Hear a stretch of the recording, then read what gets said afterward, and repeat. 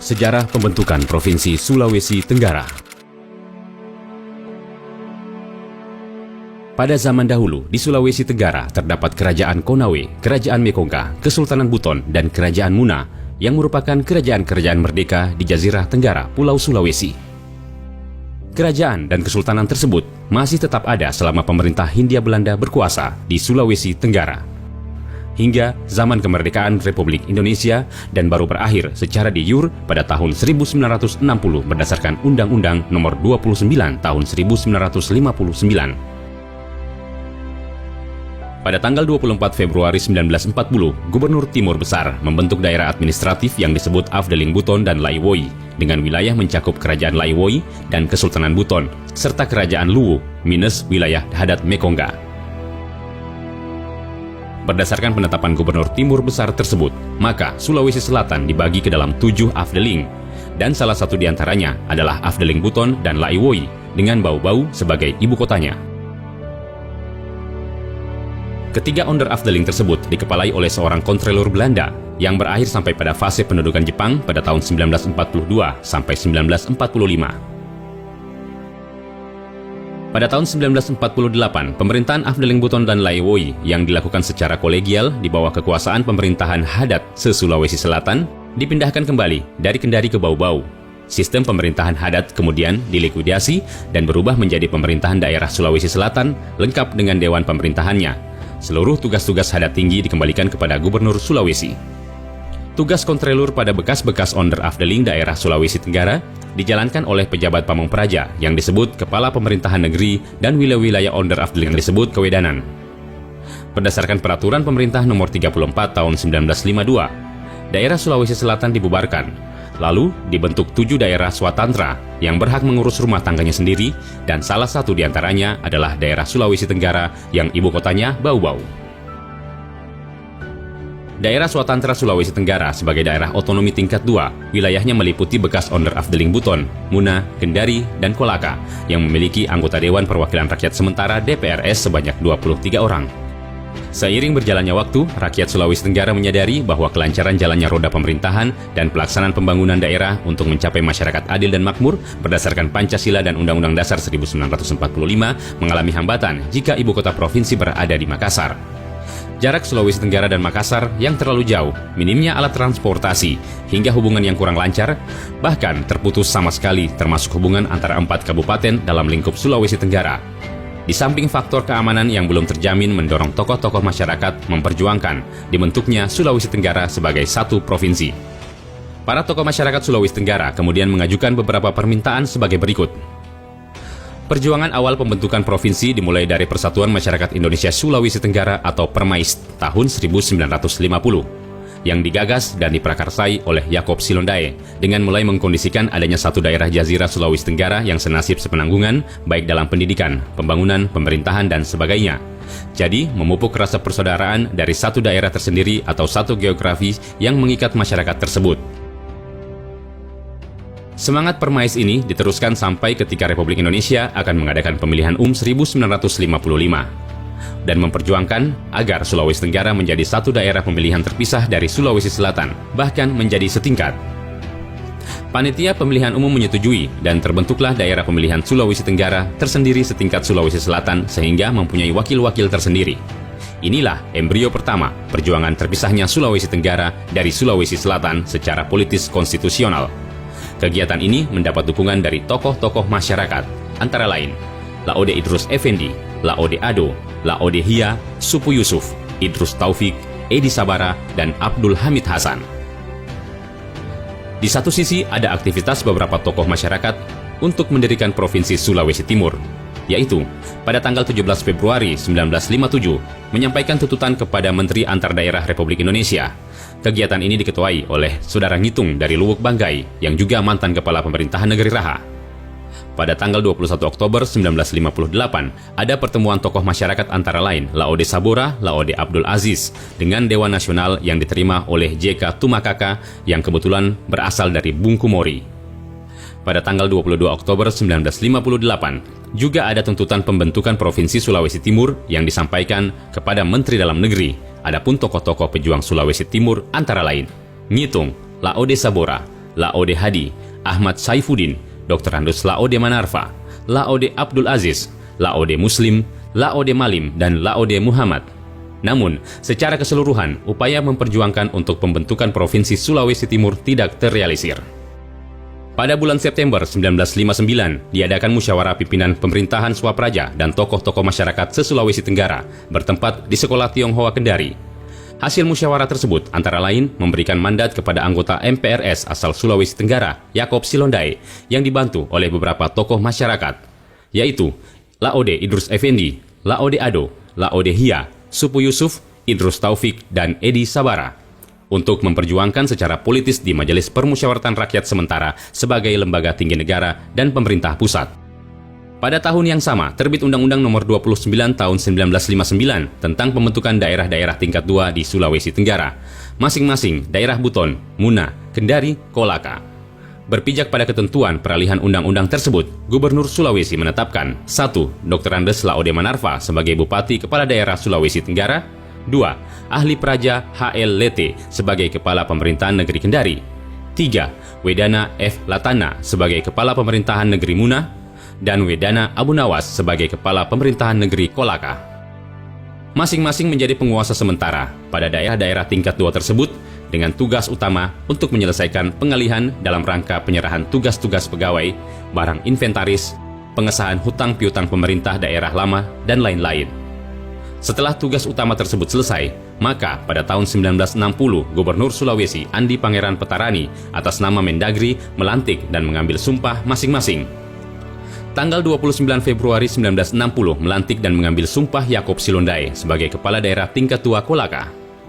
Tanggal 1 Maret 1960 melantik dan mengambil sumpah Laode Abdul Halim sebagai Kepala Daerah Tingkat 2 Buton. Tanggal 2 Maret 1960 melantik dan mengambil sumpah Laode Abdul Kudus sebagai Kepala Daerah Tingkat 2 Muna. Dan tanggal 3 Maret 1960 melantik dan mengambil sumpah Abdullah Silondai sebagai Kepala Daerah Tingkat 2 Kendari. Dengan rampungnya pelantikan para kepala daerah tingkat 2 di bekas Kabupaten Sulawesi Tenggara, maka dengan sendirinya tugas Bupati Dr. Andes Laode Manarfa sebagai Kepala Daerah Sulawesi Tenggara dan sebagai penguasa sementara pemerintah daerah tingkat 2 Buton berakhir. Begitu pula tugas penguasa sementara pemerintah tingkat 2 lainnya. Hal tersebut kemudian membuat niat untuk mewujudkan kelahiran Provinsi Sulawesi Tenggara secara de jure dan de facto semakin kuat. Pada tahun 1960 terbitlah TAP MPRS nomor 2 garing MPRS garing 1960 yang menetapkan bahwa Sulawesi dibagi menjadi 4 daerah swatantra tingkat 1. Ini adalah landasan kuat untuk melanjutkan perjuangan berikutnya. Pada saat itu, Yaakob Silondai selaku anggota MPRS asal Sulawesi Tenggara di samping jabatannya sebagai Bupati Kolaka dengan kesepakatan pimpinan parpol dan para tokoh masyarakat menunjuk Ketua PSII Abdul Hamid Hasan dan Ketua PNI Umar Tongasa untuk menghadap dan menyampaikan tuntutan kepada pemerintah pusat. Tuntutan tersebut diterima oleh Perdana Menteri I Insinyur Juanda yang tidak setuju dengan ide pembentukan Keresidenan Koordinator Sulawesi Tenggara karena akan menghambat pembentukan langsung Provinsi Sulawesi Tenggara. Pemerintah pusat mengatakan bahwa dengan adanya TAP MPRS nomor 2 garing 1960, maka keberadaan Provinsi Sulawesi Tenggara akan terrealisir. Dengan keluarnya TAP MPRS nomor 2 tahun 1960, Yaakob Silondai melaksanakan sosialisasi tentang dukungan oleh pemerintah Provinsi Sulawesi Selatan Tenggara dan Panglima Kodam saat itu.